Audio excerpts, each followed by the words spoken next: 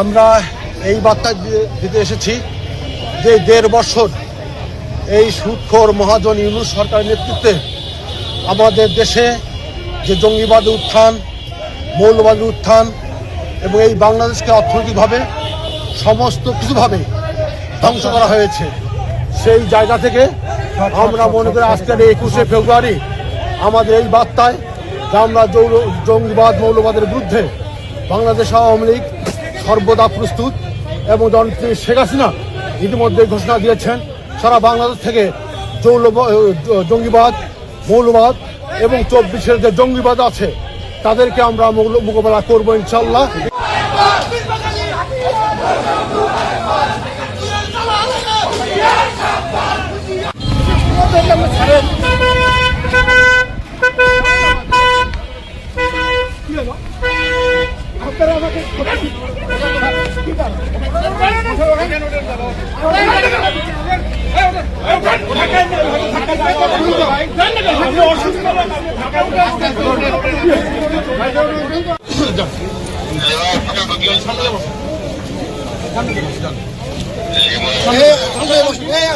ওটা না কেন গাড়ি মতো দাঁড়িয়ে থাকে এরা।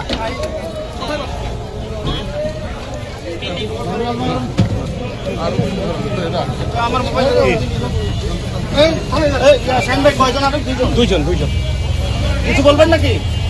না কি বলবো,